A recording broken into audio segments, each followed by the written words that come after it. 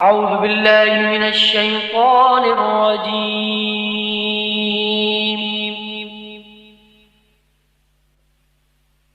بسم الله الرحمن الرحيم.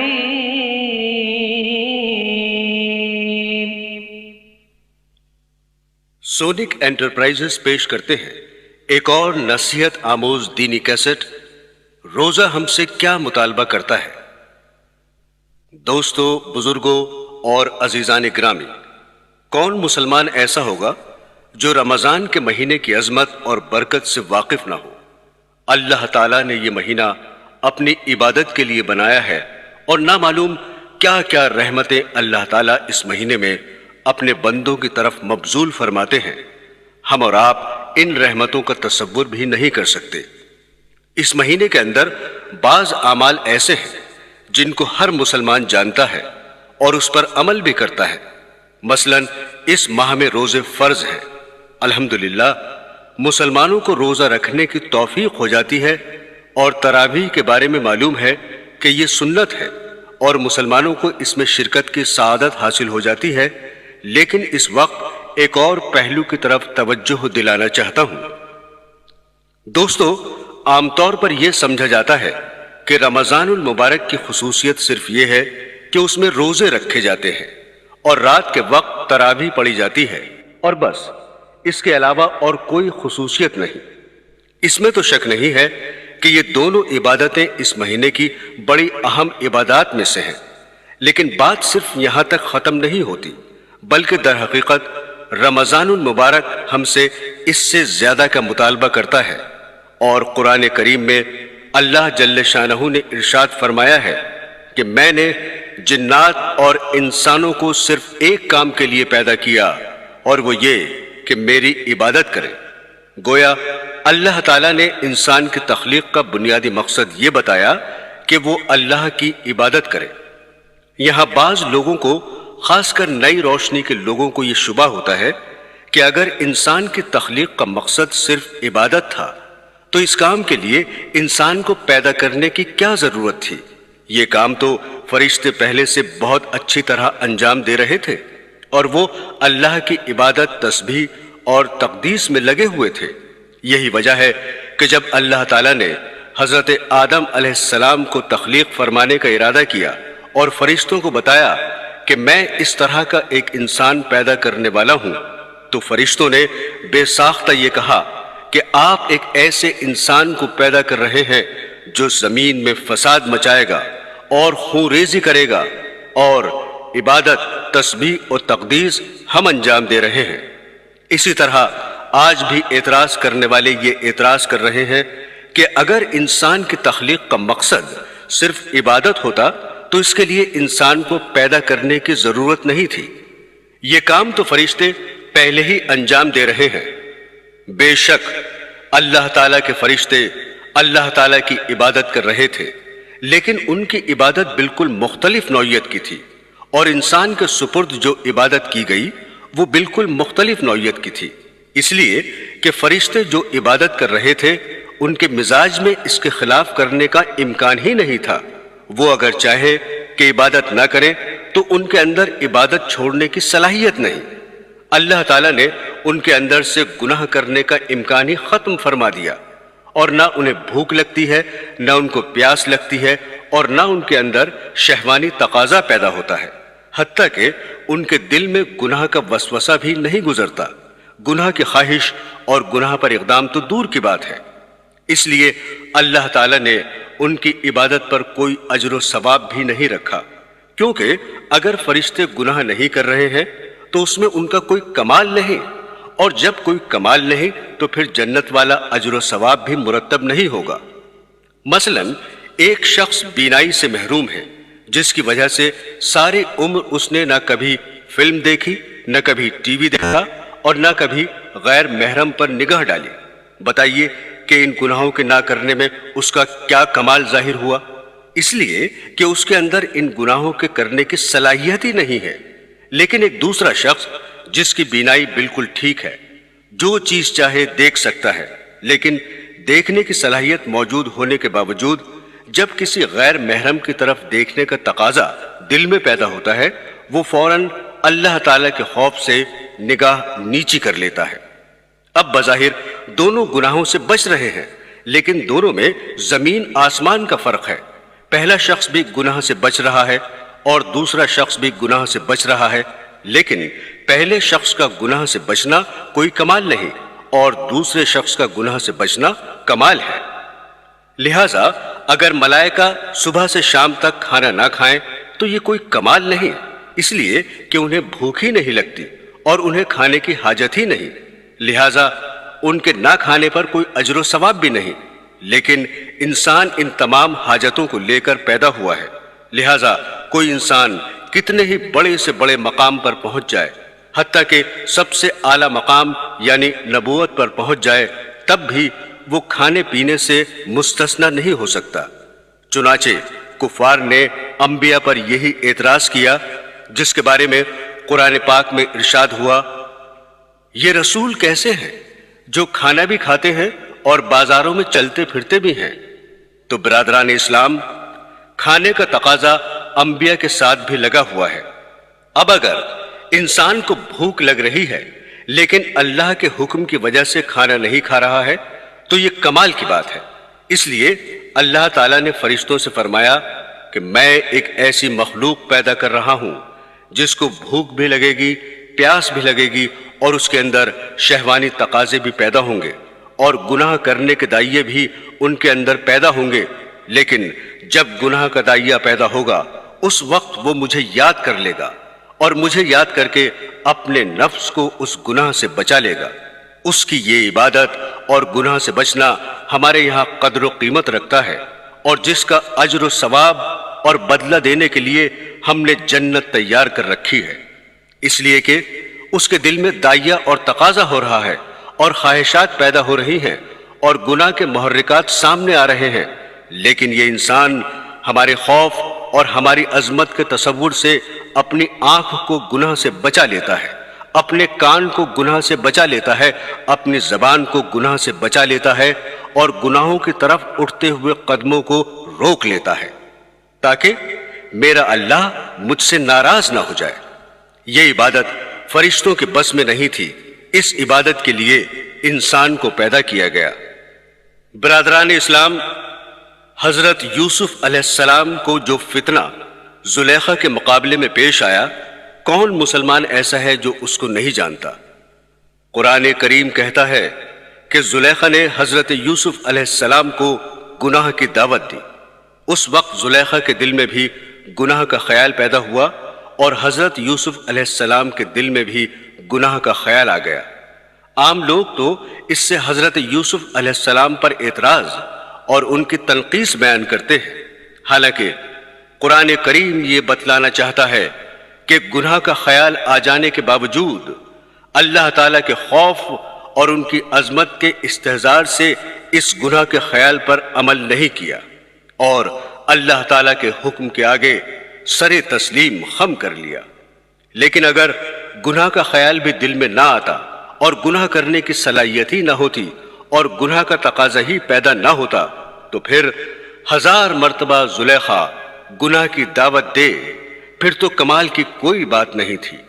کمال تو یہی تھا کہ گناہ کی دعوت دی جا رہی ہے، ماحول بھی موجود ہے، حالات بھی سازگار ہیں اور دل میں خیال بھی آ رہا ہے، لیکن ان سب چیزوں کے باوجود اللہ کے حکم کے آگے سر تسلیم خم کر کے فرمایا کہ معاذ اللہ، میں اللہ کی پناہ چاہتا ہوں۔ یہ عبادت ہے جس کے لیے اللہ تعالیٰ نے انسان کو پیدا فرمایا۔ جب انسان کا مقصد تخلیق عبادت ہے تو اس کا تقاضا یہ تھا کہ جب انسان دنیا میں آئے تو صبح سے لے کر شام تک عبادت کے علاوہ کوئی اور کام نہ کرے اور اس کو دوسرے کام کرنے کی اجازت نہ ہونی چاہیے۔ چنانچہ دوسری جگہ قرآن کریم نے فرمایا ہے کہ اللہ تعالیٰ نے مومنوں سے ان کی جانیں اور ان کے مال خرید لیے اور اس کا معاوضہ یہ مقرر فرمایا کہ آخرت میں ان کو جنت ملے گی۔ جب ہماری جانیں بک چکی ہیں تو یہ جانیں جو ہم لیے بیٹھے ہیں وہ ہماری نہیں ہیں بلکہ بکا ہوا مال ہے، اس کی قیمت لگ چکی ہے۔ جب یہ جان اپنی نہیں ہے تو اس کا تقاضا یہ تھا کہ اس جان اور جسم کو سوائے اللہ کی عبادت کے دوسرے کام میں نہ لگایا جائے۔ لہٰذا اگر ہمیں اللہ تعالیٰ کی طرف سے یہ حکم دیا جاتا ہے کہ تمہیں صبح سے شام دوسرے کام کرنے کی اجازت نہیں، بس صرف سجدے میں پڑے رہا کرو اور اللہ اللہ کیا کرو، دوسرے کاموں کی اجازت نہیں، نہ کمانے کی اجازت ہے نہ کھانے کی اجازت ہے، تو یہ حکم انصاف کے خلاف نہ ہوتا، اس لیے کہ پیدا ہی عبادت کے لیے کیا گیا۔ لیکن قربان جائیے ایسے خریدار پر کہ اللہ تعالیٰ نے ہماری جان و مال کو خرید بھی لیا اور اس کی قیمت بھی پوری لگا دی، یعنی جنت، پھر وہ جان و مال ہمیں واپس بھی لوٹا دیا کہ یہ جان و مال تم اپنے پاس رکھ لو، اور ہمیں اس بات کی اجازت دی کہ کھاؤ پیو کماؤ اور دنیا کے کاروبار کرو، بس 5 وقت کی نماز پڑھ لیا کرو اور فلاں فلاں چیزوں سے پرہیز کرو، باقی جس طرح چاہو کرو۔ یہ اللہ تعالیٰ کی عظیم رحمت اور عنایت ہے۔ لیکن دوستو، جائز کرنے کا نتیجہ کیا ہوتا ہے؟ اللہ تعالیٰ بھی جانتے تھے کہ جب یہ انسان دنیا کے کاروبار اور کام دھندوں میں لگے گا تو رفتہ رفتہ اس کے دل پر غفلت کے پردے پڑ جایا کریں گے اور دنیا کے کاروبار اور دھندوں میں کھو جائے گا۔ تو اس غفلت کو دور کرنے کے لیے وقتاً فوقتاً کچھ اوقات مقرر فرما دیے ہیں۔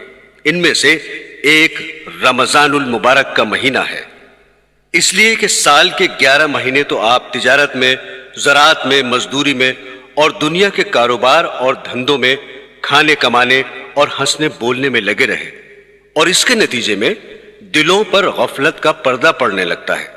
اس لیے ایک مہینہ اللہ تعالیٰ نے اس کام کے لیے مقرر فرما دیا کہ اس مہینے میں تم اپنے اصل مقصد تخلیق یعنی عبادت کی طرف لوٹ کر آؤ، جس کے لیے تمہیں دنیا میں بھیجا گیا اور جس کے لیے تمہیں پیدا کیا گیا۔ اس ماہ میں اللہ کی عبادت میں لگو اور 11 مہینے تک تم سے جو گناہ سرزد ہوئے ہیں ان کو بخشواؤ، اور دل کی صلاحیتوں پر جو میل آ چکا ہے اس کو دھلواؤ، اور دل میں جو غفلت کے پردے پڑ چکے ہیں ان کو اٹھواؤ۔ اس کام کے لیے ہم نے یہ مہینہ مقرر کیا ہے۔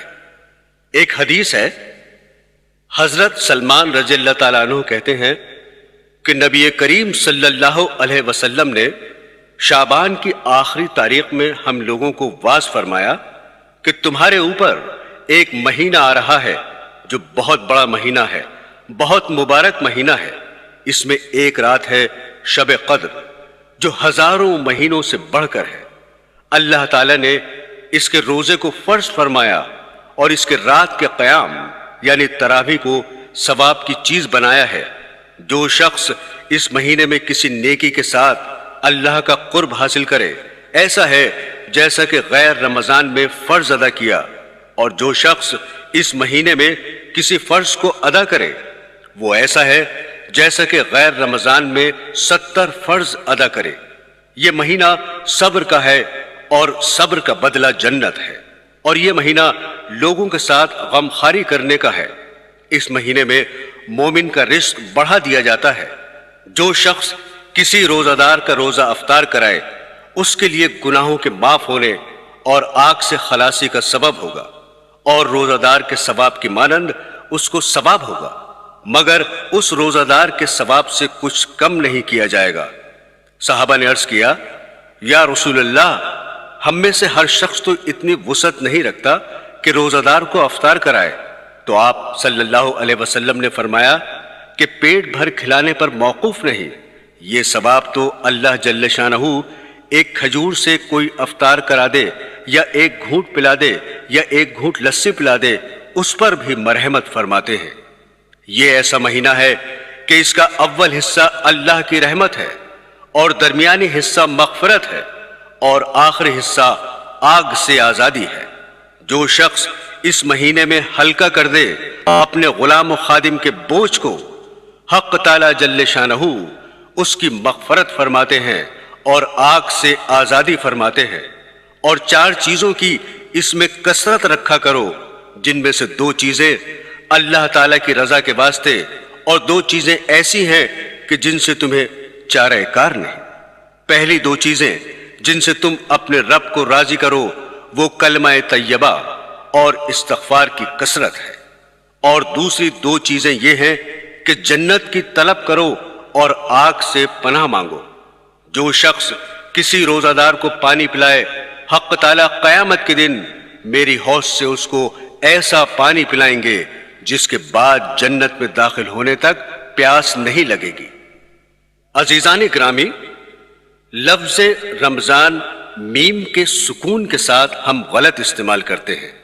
صحیح لفظ رمضان میم کے زبر کے ساتھ ہے، اور رمضان کے لوگوں نے بہت سے معنی بیان کیے ہیں، لیکن اصل عربی زبان میں رمضان کے معنی ہیں جھلسا دینے والا اور جلا دینے والا، اور اس ماہ کا یہ نام اس لیے رکھا گیا کہ سب سے پہلے جب اس ماہ کا نام رکھا جا رہا تھا اس سال یہ مہینہ شدید جھلسا دینے والا گرمی میں آیا تھا، اس لیے لوگوں نے اس کا نام رمضان رکھ دیا۔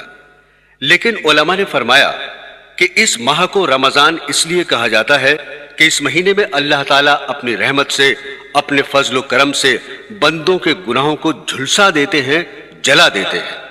اس مقصد کے لیے اللہ تعالیٰ نے یہ مہینہ مقرر فرمایا۔ 11 مہینے دنیاوی کاروبار، دنیاوی دھندوں میں لگے رہنے کے نتیجے میں غفلتیں دل پر چھا گئیں، اور اس عرصے میں جن گناہوں اور خطاؤں کا ارتکاب ہوا ان کو اللہ تعالیٰ کے حضور حاضر ہو کر انہیں بخشوا لو، اور غفلت کے پردوں کو دل سے اٹھا دو تاکہ زندگی کا ایک نیا دور شروع ہو جائے۔ اس لیے قرآن کریم نے فرمایا کہ یہ روزے تم پر اس لیے فرض کیے گئے ہیں تاکہ تمہارے اندر تقوی پیدا ہو جائے۔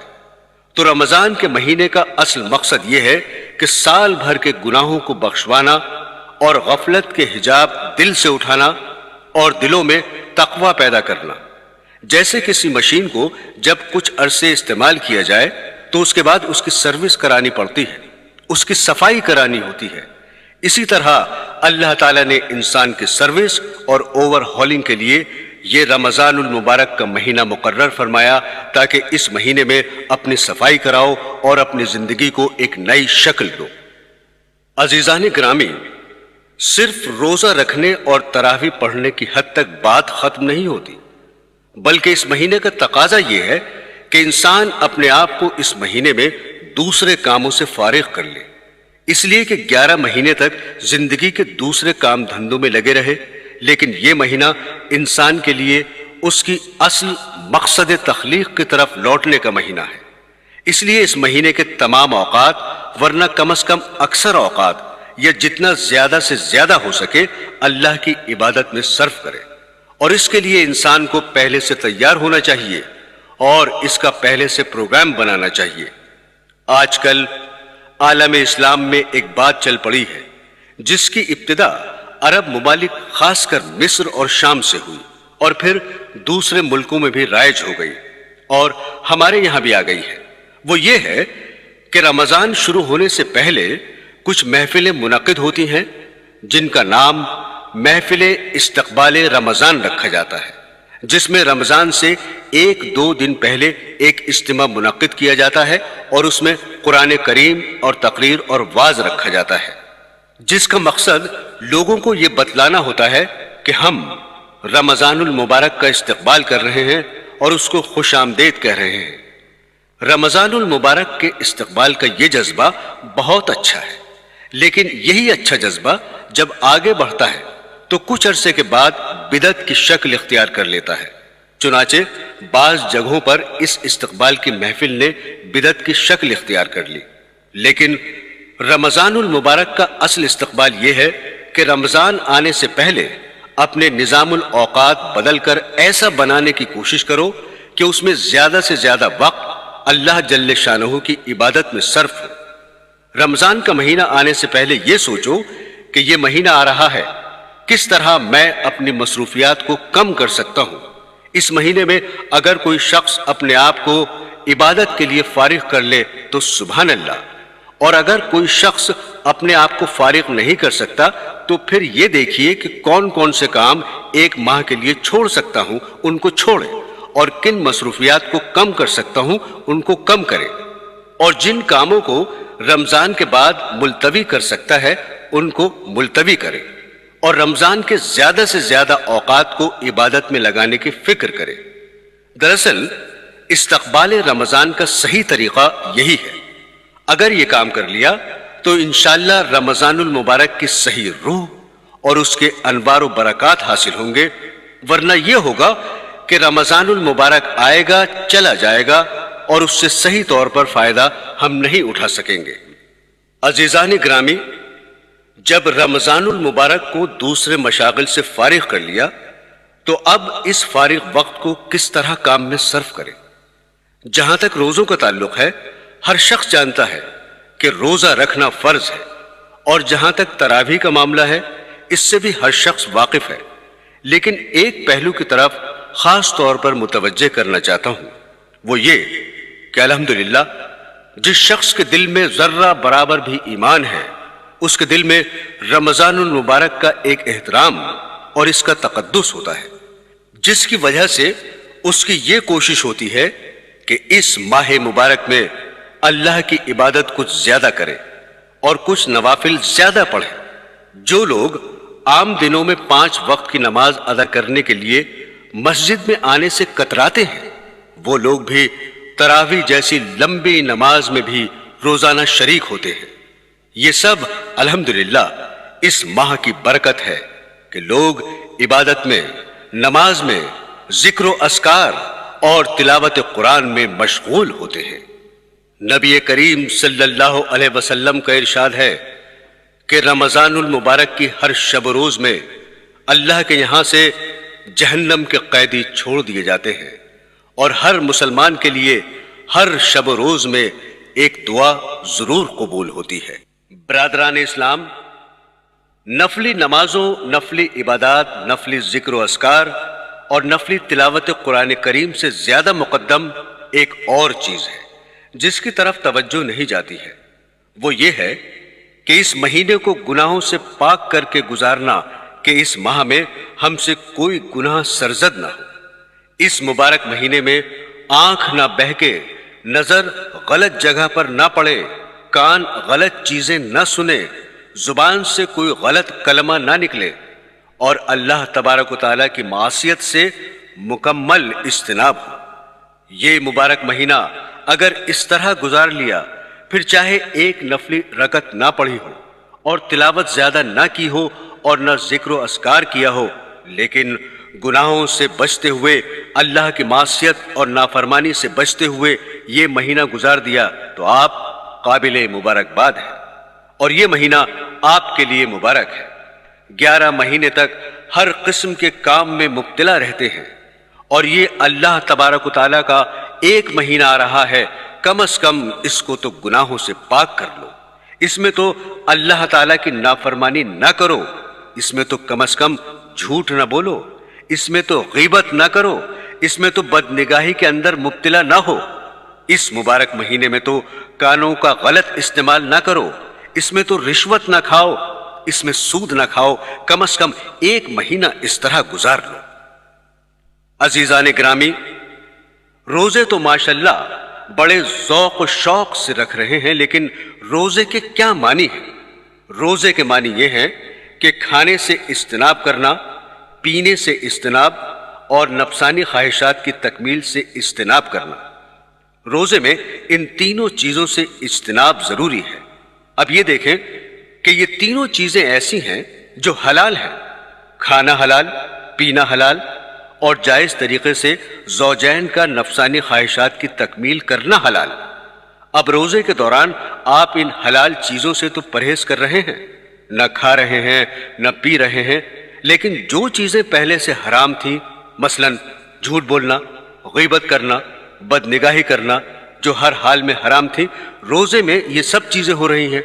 اب روزہ رکھا ہوا ہے اور جھوٹ بول رہے ہیں، روزہ رکھا ہوا ہے اور غیبت کر رہے ہیں، روزہ رکھا ہوا ہے اور بد نگاہی کر رہے ہیں، روزہ رکھا ہوا ہے لیکن وقت پاس کرنے کے لیے گندی گندی فلمیں دیکھ رہے ہیں۔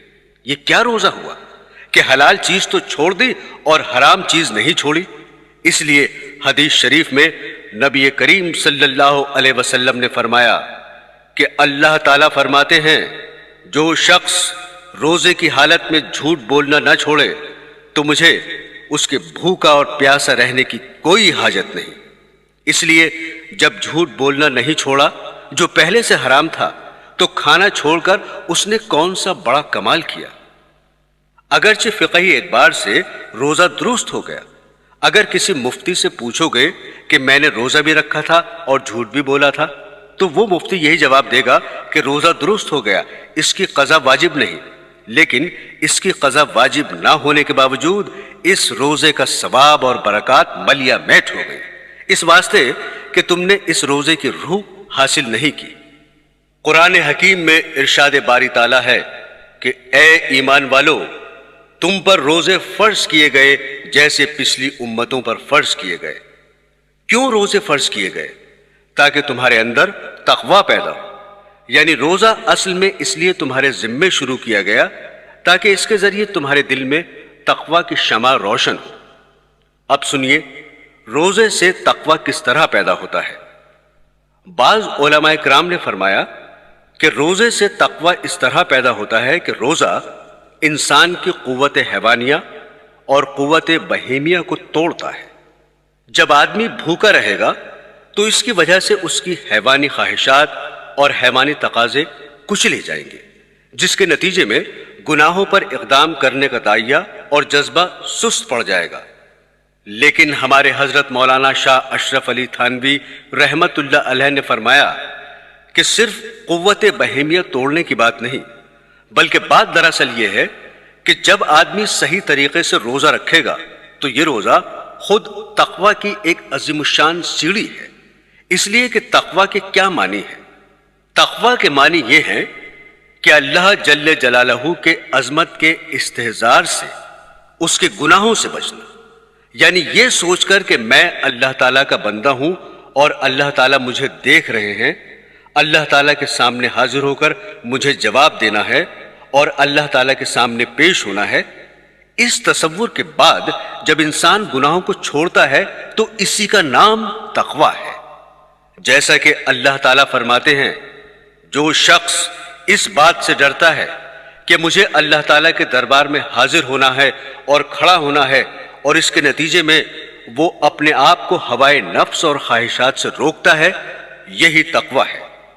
لہذا روزہ حصول تقوی کے لیے بہترین ٹریننگ اور بہترین تربیت ہے۔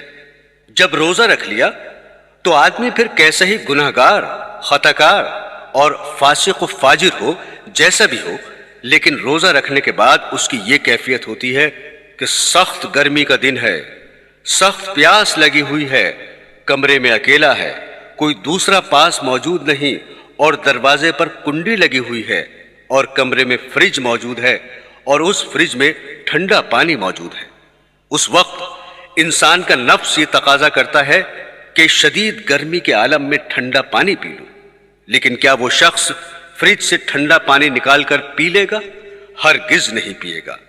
حالانکہ اگر وہ پانی پی لے تو کسی بھی انسان کو کانوں کان خبر نہ ہوگی، کوئی لعنت اور ملامت کرنے والا نہیں ہوگا اور دنیا والوں کے سامنے وہ روزہ دار ہی رہے گا اور شام کو باہر نکل کر آرام سے لوگوں کے ساتھ افطاری کھا لے تو کسی شخص کو بھی پتہ نہیں چلے گا کہ اس نے روزہ توڑ دیا ہے۔ لیکن اس سب کے باوجود وہ پانی نہیں پیتا ہے۔ کیوں نہیں پیتا؟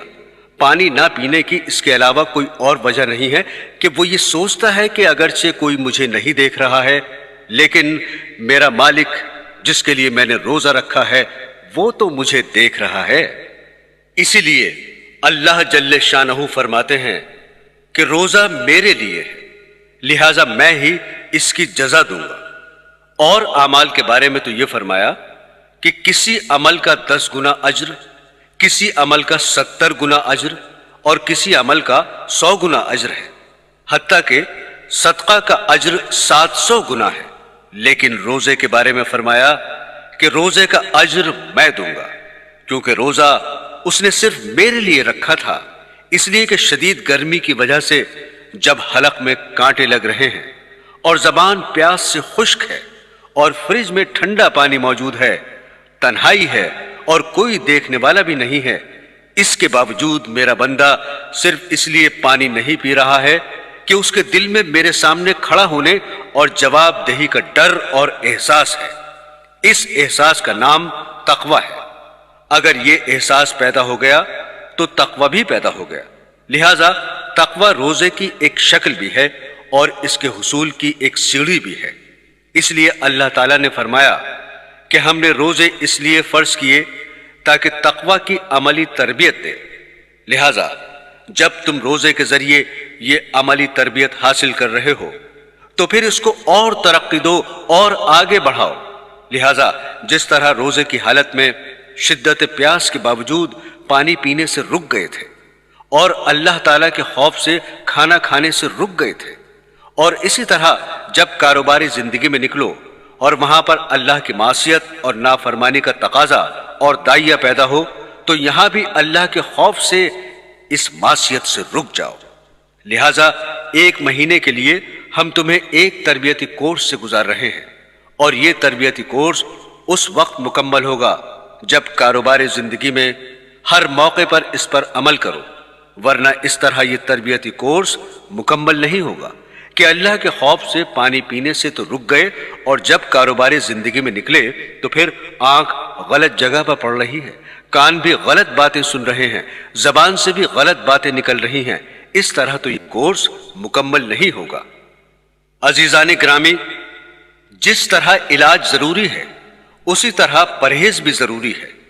اللہ تعالیٰ نے روزہ اس لیے رکھوایا تاکہ تمہارے اندر تقوی پیدا ہو، لیکن تقوی اس وقت پیدا ہوگا جب اللہ کی نافرمانیوں اور معصیتوں سے پرہیز کرو گے۔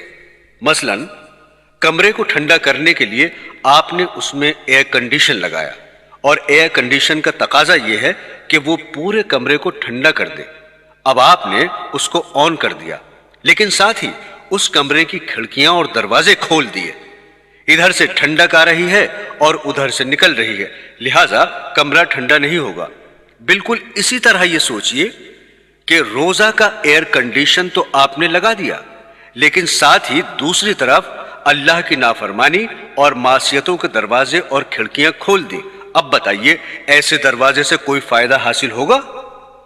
اسی طرح روزے کے اندر یہ حکمت کہ اس کا مقصد قوت بہیمیہ توڑنا ہے، یہ بات کی حکمت ہے۔ اصل مقصد یہ ہے کہ ان کے حکم کی اتباع ہو، اور سارے دین کا دار و مدار اللہ اور اللہ کے رسول کے حکم کی اتباع ہے۔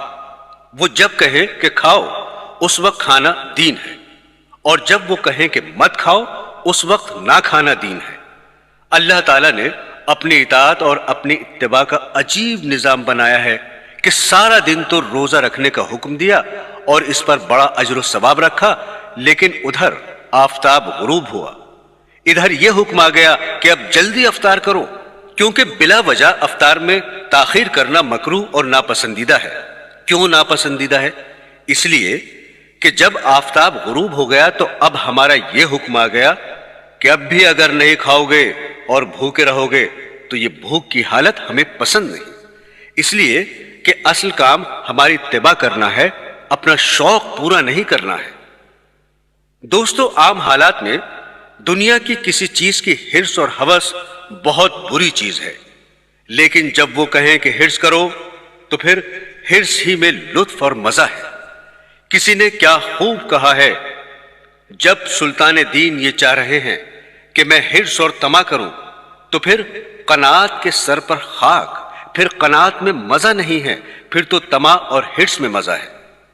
یہ افطار میں جلدی کرنے کا حکم اسی وجہ سے ہے۔ غروب آفتاب سے پہلے تو یہ حکم تھا ایک ذرہ بھی اگر منہ میں چلا گیا تو گناہ بھی لازم اور کفارہ بھی لازم۔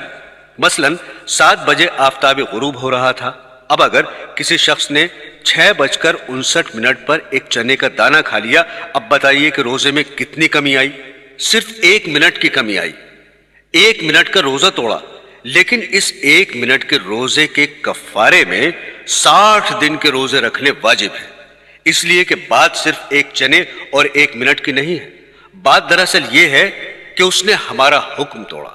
ہمارا حکم یہ تھا کہ جب تک آفتاب غروب نہ ہو جائے اس وقت تک کھانا جائز نہیں، لیکن تم نے یہ حکم توڑ دیا، لہٰذا اب 1 منٹ کے بدلے میں 60 دن کے روزے رکھو۔ اور پھر جیسے ہی آفتاب غروب ہو گیا تو یہ حکم آ گیا، اب جلدی کھاؤ، اگر بلا وجہ تاخیر کر دی تو گناہ ہوگا۔ کیوں؟ اس واسطے کہ ہم نے حکم دیا تھا کہ کھاؤ، اب کھانا ضروری ہے۔ لیکن میرے عزیزو، سحری کے بارے میں حکم یہ ہے کہ سحری تاخیر سے کھانا افضل ہے، جلدی کھانا خلاف سنت ہے۔ بعض لوگ رات کو 12 بجے سحری کھا کر سو جاتے ہیں، یہ خلاف سنت ہے۔ چنانچہ صحابہ کرام کا بھی یہی معمول تھا کہ بالکل آخری وقت تک کھاتے رہتے تھے، اس واسطے کہ یہ وہ وقت ہے جس میں اللہ تعالیٰ کی طرف سے نہ صرف یہ کہ کھانے کی اجازت ہے بلکہ کھانے کا حکم ہے۔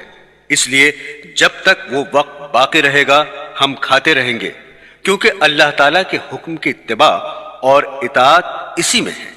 اب اگر کوئی شخص پہلے سحری کھا لے تو گویا کہ اس نے روزے کے وقت میں اپنی طرف سے اضافہ کر دیا، اس لیے پہلے سے سحری کھانے کو ممنوع قرار دیا گیا۔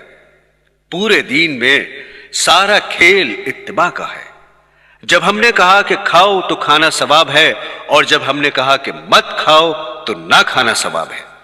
اس لیے حضرت حکیم الامت رحمت اللہ علیہ فرمایا کرتے تھے کہ جب اللہ میاں کہہ رہے ہیں کہ کھاؤ اور بندہ کہے میں تو نہیں کھاتا یا میں کم کھاتا ہوں، یہ تو بندگی اور اطاعت نہ ہوئی۔ ارے بھائی، نہ تو کھانے میں کچھ رکھا ہے اور نہ ہی نہ کھانے میں کچھ رکھا ہے، سب کچھ ان کی اطاعت میں ہے۔ اس لیے جب انہوں نے کہہ دیا کہ کھاؤ تو پھر کھاؤ، اس میں اپنی طرف سے زیادہ پابندی کرنے کی ضرورت نہیں ہے۔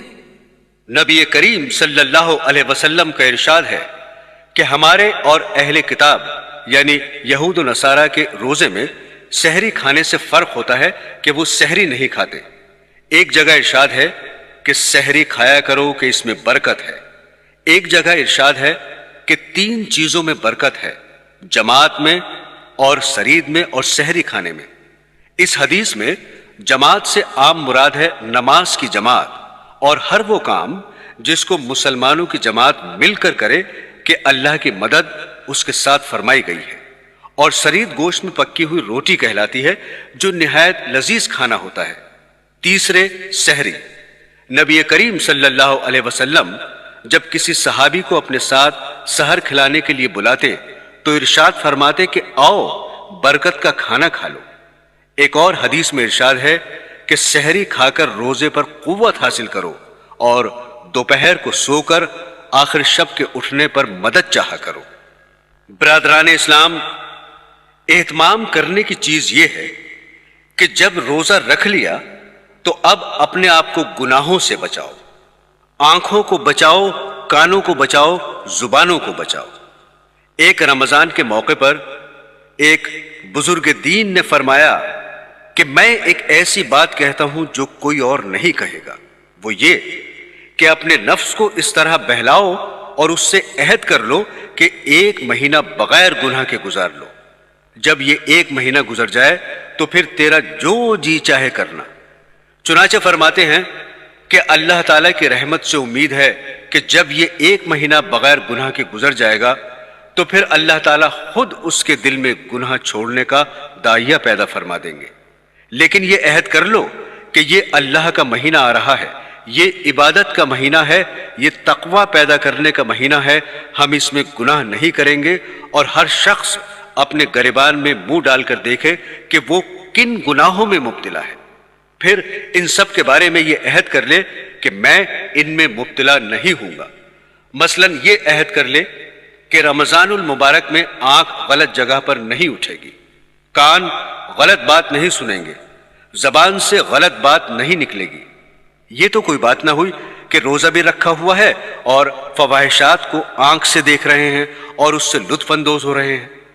دوسری اہم بات جو وہ حضرت رحمت اللہ علیہ فرماتے تھے کہ کم از کم اس 1 مہینے میں تو رزق حلال کا اہتمام کر لو، جو لقمہ آئے وہ حلال کا آئے، کہیں ایسا نہ ہو کہ روزہ تو اللہ کے لیے رکھا اور اس کو حرام چیز سے افطار کر رہے ہیں، سود پر افطار ہو رہا ہے یا رشوت پر افطار ہو رہا ہے یا حرام آمدنی پر افطار ہو رہا ہے۔ یہ کیسا روزہ ہوا کہ سحری بھی حرام اور افطاری بھی حرام اور درمیان میں روزہ؟ اس لیے خاص طور پر اس مہینے میں حرام روزی سے بچو اور اللہ تبارک و تعالیٰ سے مانگو کہ یا اللہ میں رزق حلال کھانا چاہتا ہوں، مجھے رزق حرام سے بچا لیجیے۔ بعض حضرات وہ ہیں جن کا بنیادی ذریعہ معاش الحمدللہ حرام نہیں ہے بلکہ حلال ہے، البتہ اہتمام نہ ہونے کی وجہ سے کچھ حرام آمدنی کی آمیزش ہو جاتی ہے۔ ایسے حضرات کے لیے حرام سے بچنا کوئی دشوار کام نہیں ہے، وہ کم از کم اس مہینے میں تھوڑا سا اہتمام کر لیں اور حرام آمدنی سے بچیں۔ یہ عجیب قصہ ہے کہ اس ماہ کے لیے تو اللہ تعالیٰ نے فرمایا تھا کہ یہ صبر کا مہینہ ہے، یہ غم خواری کا مہینہ ہے، ایک دوسرے سے ہمدردی کا مہینہ ہے، لیکن اس ماہ میں لوگ الٹا کھال کھینچنے کی فکر کرتے ہیں۔ ادھر رمضان المبارک کا مہینہ آیا اور ادھر چیزوں کی ذخیرہ اندوزی شروع کر دی، لہٰذا کم از کم اس مہینے میں اپنے آپ کو ایسے حرام کاموں سے بچاؤ۔ بعض حضرات وہ ہیں جن کا ذریعہ آمدنی مکمل طور پر حرام ہے، مثلاً وہ کسی سودی ادارے میں ملازم ہے۔ ایسے حضرات اس ماہ میں کیا کریں؟ ایسے آدمی کو جس کی مکمل آمدنی حرام ہے اگر ہو سکے تو رمضان میں چھٹی لے لے اور کم از کم اس ماہ کے خرچ کے لیے جائز اور حلال ذریعے سے انتظام کر لے، کوئی جائز آمدنی کا ذریعہ اختیار کر لے، اور اگر یہ بھی نہ ہو سکے اس ماہ کے خرچ کے لیے کسی سے قرض لے لے اور یہ سوچے میں اس مہینے میں حلال آمدنی سے کھاؤں گا اور اپنے بچوں کو بھی حلال کھلاؤں گا، کم از کم اتنا تو کر لے۔